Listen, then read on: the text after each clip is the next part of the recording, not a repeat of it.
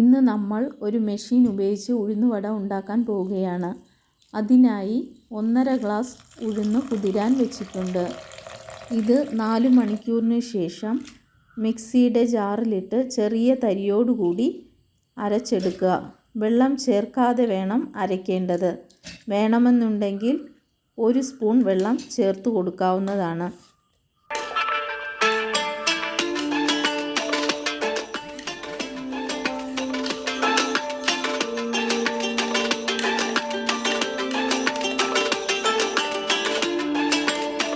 ശേഷം ഈ മാവ് അരമണിക്കൂർ പുളിക്കാൻ വയ്ക്കുക.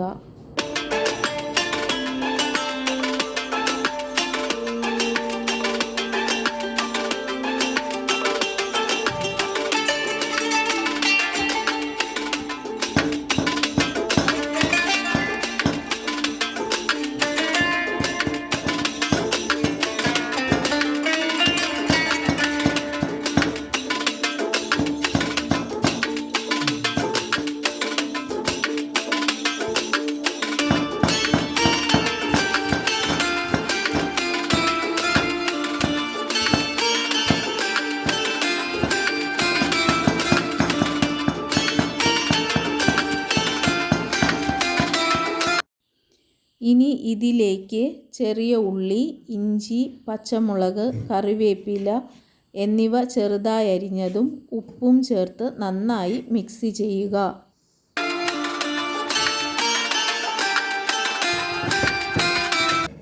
വേണമെന്നുള്ളവർക്ക് അല്പം കുരുമുളക് ചതച്ച് ചേർക്കാവുന്നതാണ്.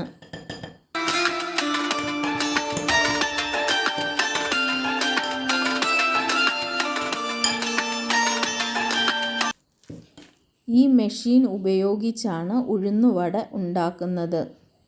മെഷീൻ്റെ ഉള്ളിലേക്ക് മാവ് ഇതുപോലെ നിറച്ചു കൊടുക്കുക.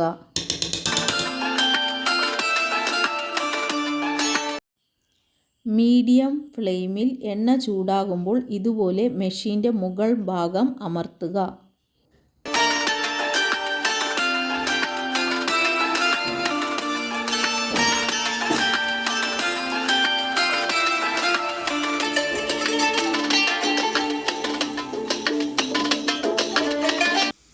എണ്ണയിൽ മറിച്ചും തിരിച്ചുമിട്ട് ഗോൾഡൻ ബ്രൗൺ കളർ ആകുമ്പോൾ കോരിയെടുക്കുക.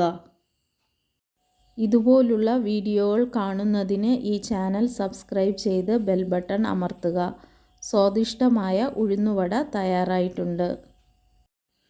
ഇത് നമുക്ക് തേങ്ങാ ചട്നിയുടെ കൂടെയോ തക്കാളി ചട്നിയുടെ കൂടെയോ ഉപയോഗിക്കാവുന്നതാണ്.